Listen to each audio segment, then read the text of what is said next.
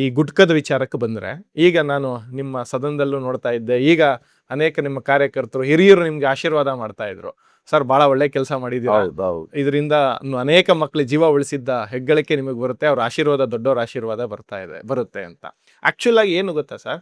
ಈ ಹಿಂದೆ ಮೋದಿ ಅವರು ವಿದೇಶದಿಂದ ಅಡಿಕೆಯನ್ನ ತರಿಸ್ಕೊತಾ ಇದ್ದಾರೆ ಅಂತ ನಿಮ್ಮ ಕಾಂಗ್ರೆಸ್ ಪಕ್ಷದ ನಾಯಕರುಗಳು ಬಹಳ ದೊಡ್ಡ ಮಟ್ಟದಲ್ಲಿ ಟೀಕೆ ಮಾಡ್ತಿದ್ರು. ಈಗ ನಿಮ್ಮ ಈ ನಿರ್ಧಾರದಿಂದ ಅಡಿಕೆ ಬೆಳೆಗಾರರಿಗೆ ನಷ್ಟ ಆಗೋದಿಲ್ವಾ ಅಂತ? ಖಂಡಿತವಾಗಿ ನಷ್ಟ ಆಗುವುದಿಲ್ಲ. ಹಾ.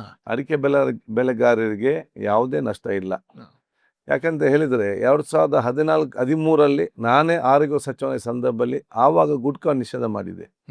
ಆವಾಗ ಇದಕ್ಕಿಂತ ಜಾಸ್ತಿ ಜನರ ಒತ್ತಡ ಇತ್ತು. ಅಡಿಕೆ ರೈತರಿಗೆ ತೊಂದರೆ ಆಗ್ತದೆ, ಬಹುಶಃ ಸಮಸ್ಯೆ ಆಗ್ತದೆ, ರೈತ ಅಡಿಕೆಗೆ ನಷ್ಟ ಆಗ್ತದೆ ಅಂತ ಹೇಳಿ ಭಾಳಷ್ಟು ಇವತ್ತು ಒಂದು ಆ ರೀತಿಯ ಒಂದು ಪ್ರಚಾರ ಇತ್ತು ಮಾಧ್ಯಮದಲ್ಲಿ, ಟಿ ವಿಯಲ್ಲಿ.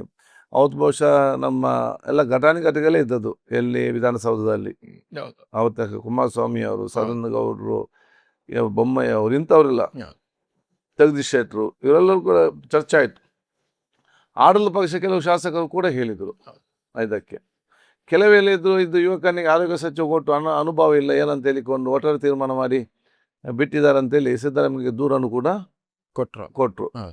ಬಹುಶಃ ಮುಖ್ಯಮಂತ್ರಿ ಅವತ್ತು ಸಿದ್ದರಾಮಯ್ಯನ ಕರೆಸಿಕೊಂಡು ಎಲ್ಲ ತಯಾರಾಗಿದೆ, ಏನು ಹೆದರಬೇಡ ಅಂತೇಳಿ ಉತ್ತರ ಕೊಟ್ಟಾಗ ನಾನು ಉತ್ತರವನ್ನು ನೋಡಿದ ನಂತರ ಮುಖ್ಯಮಂತ್ರಿಗೆ ನಮ್ಮನ್ನು ಅಭಿನಂದಿಸಿದ್ದು, ಇಡೀ ಸದನ ಅಭಿನಂದಿಸಿ, ಪ್ರತಿಪಕ್ಷದ ಕೂಡ ಯಾರು ಸರಿ ಇಲ್ಲ ಅಂತ ಹೇಳಿದ್ರು ಅವರು ಕೂಡ ಅದನ್ನು ಅಭಿನಂದಿಸಿ ಸಂಪೂರ್ಣವಾದ ಆ ಒಂದು ಸಹಕಾರ ಕೊಟ್ಟು, ಅವತ್ತು ನಾನು ಹೇಳಿದೆ ಯಾವುದು ಲಾಸ್ ಆಗುವುದಿಲ್ಲ ಅಂತೇಳಿ. ಎಲ್ಲಿ ಅಡಿಕೆಗೆ ನಷ್ಟ ಆಯಿತಾ?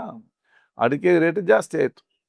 ಈ ಸಲ ಈ ಆದೇಶ ಬಂದ ತಕ್ಷಣ ಅಡಿಕೆಗೆ ಲಾಸ್ ಆಗಬೇಕಾದ್ರೆ ಯಾರು ಹೇಳಬೇಕು?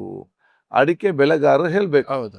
ಯಾರಾದರೂ ಒಬ್ಬರಾದರೂ ಅಡಿಕೆ ಬೆಳೆಗಾರರು ಬಂದು ಹೇಳಿದಾರ? ಅಡಿಕೆ ಬೆಳೆಗಾರರ ದೊಡ್ಡ ಮಟ್ಟದ ಕೋಆಪರೇಟಿವ್ ಸೊಸೈಟಿ ಯಾವುದು? ಅದು ಕ್ಯಾಂಪ್ಕೋ ಕೋಆಪರೇಟಿವ್ ಸೊಸೈಟಿ. ಕ್ಯಾಂಪ್ಕದ ಅಧ್ಯಕ್ಷರಿರಲಿ, ಕ್ಯಾಂಪ್ ಸದಸ್ಯರಿರಲಿ, ಅಧಿಕಾರಿಗಿರಲಿ ಒಂದು ಹೇಳಿಕೆ ಎಲ್ಲಿಯಾದರೂ ಕೊಟ್ಟಿದ್ದಾರಾ? ಕೊಟ್ಟಿಲ್ಲ. ಯಾರ ಹತ್ರ ಬಂದು ಅವ್ರಿಗೆಲ್ಲ ಗೊತ್ತು. ಅವರಿಗೆ ಗೊತ್ತಿಲ್ಲದದ್ದು ಈ ಶಾಸಕರಿಗೆ ಗೊತ್ತು. ರೇಟ್ ಕಡಿಮೆ ಆಗ್ತದೆ, ಜಾಸ್ತಿ ಆಗ್ತದೆ ಅಂತ ಹೇಳಿಕೊಂಡು ಒಂದು ರೇಟ್ ಒಂದು ಘೋಷಣೆ ಮಾಡೋ ಸಂದರ್ಭದಲ್ಲಿ ರೇಟ್ ಕಡಿಮೆ ಆದರೆ, ತನ್ನಿಂತಾನೆ ಕಡಿಮೆ ಆದರೆ ಒಂದು ದಿವಸದಲ್ಲಿ ಆಗ್ತದ? ಆಗಲ್ಲ.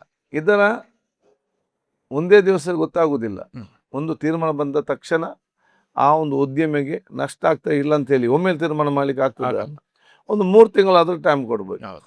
3 ತಿಂಗಳಲ್ಲಿ ಸರಿ ಬಹಳ ತೊಂದರೆ ಆಗ್ತದೆ, ಅಡಿಕೆ ಬೆಳೆ ಸಂಬಂಧಪಟ್ಟ ಆಗ್ತದೆ, ನಮಗೆ ಬೇರೆ ತೀರ್ಮಾನ ತಗೊಳ್ಬಹುದು. ಇದು ಯಾರು ಕೂಡ ಹೇಳುವುದೂ ಇಲ್ಲ, ಒಂದೇ ದಿವಸದಲ್ಲಿ ಇವರೇ ಹೇಳ್ತಾರೆ ಅಂತ ಹೇಳಿದರೆ ಅದಕ್ಕೆ ಅರ್ಥ ಇಲ್ಲ.